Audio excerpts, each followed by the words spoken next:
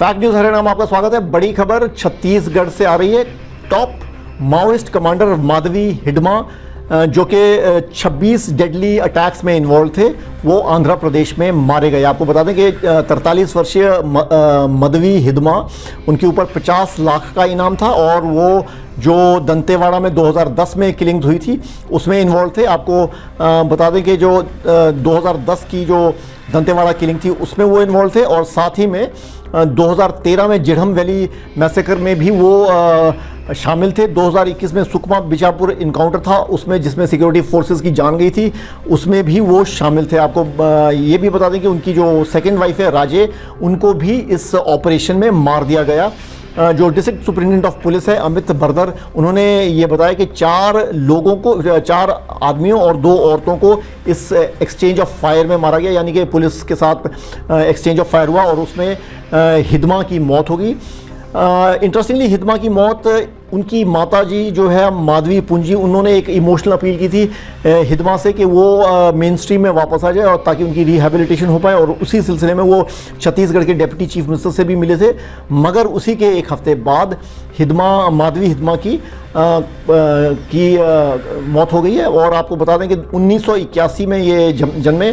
ये head of the People's Liberation guerrilla army थे और बटालियन नंबर 1 जो माओइस्ट डेडली स्ट्राइक यूनिट है उसके पार्ट थे, और सीपीआई माओइस्ट के ये यंगेस्ट सेंट्रल कमेटी मेंबर भी थे।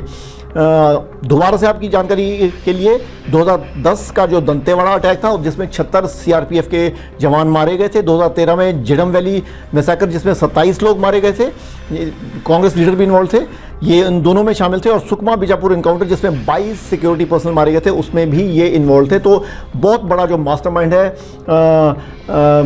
Top Maoist commander Hidma Madhavi, ये अब नहीं रहे। धन्यवाद। फैक्ट न्यूज हरियाणा में आपका स्वागत है। बड़ी खबर छत्तीसगढ़ से आ रही है।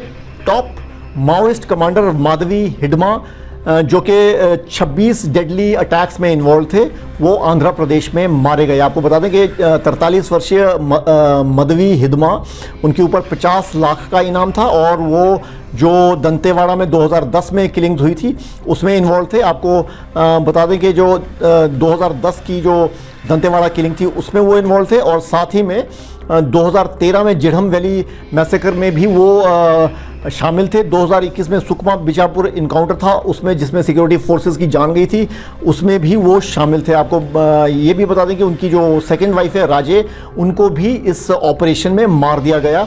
जो डिस्ट्रिक्ट सुपरिटेंडेंट ऑफ पुलिस है अमित बर्दर, उन्होंने ये बताया कि 4 आदमियों और 2 औरतों को इस एक्सचेंज ऑफ फायर में मारा गया, यानी कि पुलिस के साथ एक्सचेंज ऑफ फायर हुआ और उसमें हिडमा की मौत हो गई।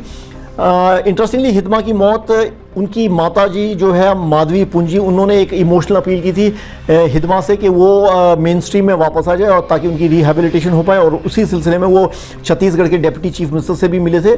मगर उसी के एक हफ्ते बाद माधवी हिडमा की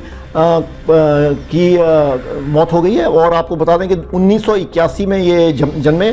ये head of the People's Liberation guerrilla army थे और बटालियन नंबर 1 जो माओइस्ट डेडली स्ट्राइक यूनिट है उसके पार्ट थे, और सीपीआई माओइस्ट के ये यंगेस्ट सेंट्रल कमेटी मेंबर भी थे। दोबारा से आपकी जानकारी के लिए 2010 का जो दंतेवाड़ा अटैक था जिसमें 76 सीआरपीएफ के जवान मारे गए थे। 2013 में जिढ़म वैली मैसेकर जिसमें 27 लोग मारे गए थे, कांग्रेस लीडर भी इन्वॉल्व थे, ये इन दोनों में शामिल थे। और सुकमा बिजापुर इनकाउंटर जिसमें 22 सिक्योरिटी पर्सनल मारे गए थे, उसमें भी ये इन्वॉल्व थे। तो बहुत बड़ा जो मास्टरमाइंड है top Maoist commander Hidma Madhavi, ये अब नहीं रहे। धन्यवाद।